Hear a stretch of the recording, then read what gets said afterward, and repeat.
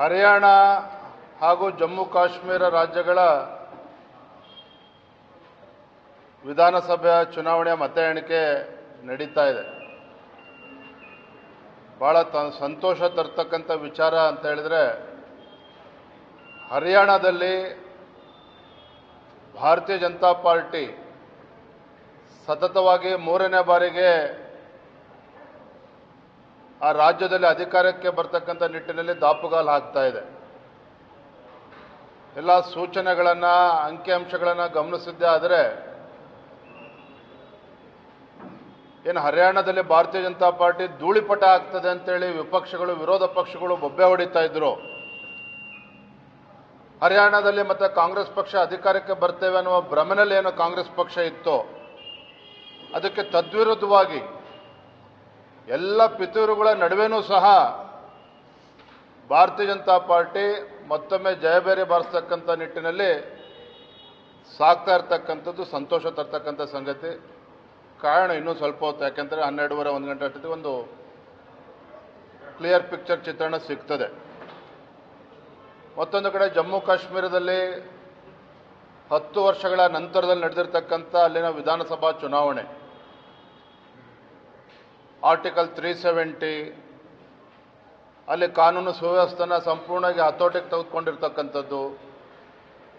ಮತ್ತೊಂದು ಕಡೆ ಜಮ್ಮು ಕಾಶ್ಮೀರದಲ್ಲಿ ಆಗ್ತಾ ಇರ್ತಕ್ಕಂಥ ಅಭಿವೃದ್ಧಿ ಕೆಲಸಗಳು, ನಾವು ಭಾರತೀಯ ಜನತಾ ಪಾರ್ಟಿ ಉತ್ತಮವಾಗಿ ಪ್ರದರ್ಶನವನ್ನು ಮಾಡ್ತಾ ಇದೆ. ಕಾಂಗ್ರೆಸ್ ಮತ್ತು ಅವರ ಇತರ ಪಕ್ಷಗಳು ಸ್ವಲ್ಪ ಮುಂದೆ ಒಪ್ಕೊಳ್ತೇನೆ, ಇನ್ನೂ ಸ್ವಲ್ಪ ಹೊತ್ತು ಕಾಯೋಣ, ಏನು ಅಂತಿಮವಾಗಿ ಏನು ಫಲಿತಾಂಶ ಹೊರ ಬರ್ತದೆ ಅಂತೇಳಿ.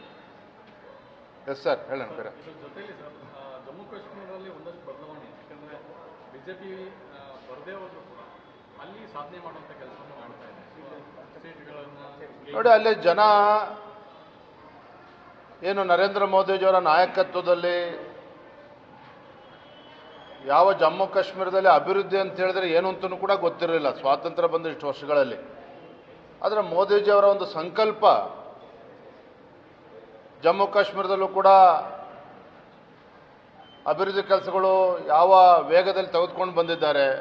ಬಹಳ ಪ್ರಮುಖವಾಗಿ ಕಾನೂನು ಸುವ್ಯವಸ್ಥೆ, ಅಲ್ಲಿರ್ತಕ್ಕಂಥ ದಲಿತರಿಗೂ ಕೂಡ ಆರಕ್ಷತೆಯನ್ನು ಕೊಡ್ತಕ್ಕಂಥದ್ದು, ಇವೆಲ್ಲವೂ ಕೂಡ ಅನೇಕ ಹೊಸ ಹೊಸ ವಿಚಾರಗಳ ಮಧ್ಯೆ ಭಾರತೀಯ ಜನತಾ ಪಾರ್ಟಿ ಕಡೆ ಒಲವನ್ನು ಅಂತೂ ನಿಶ್ಚಿತವಾಗಿ ತೋರಿಸಿದ್ದಾರೆ.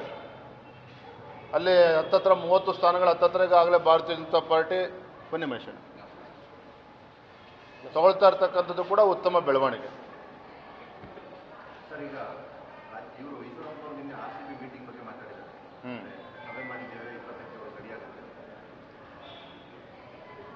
ಗೌರವಾನ್ವಿತ ಈಶ್ವರಪ್ಪನವರು ಹಿರಿಯರಿದ್ದಾರೆ. ನಿನ್ನೆ ದಿನ ಅವರ ಪತ್ರಿಕಾ ಹೇಳಿಕೆಯನ್ನು ಕೂಡ ನಾನು ಗಮನಿಸ್ತಾ ಇದ್ದೆ. ಸತ್ಸಂಪ್ರದಾಯ,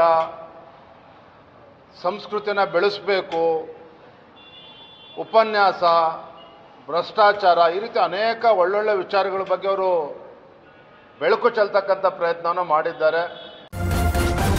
ನ್ಯೂಸ್ ಫಸ್ಟ್ ನಿರ್ಭೀತಿಯಿಂದ ನಿಮ್ಮ ಪರವಾಗಿ.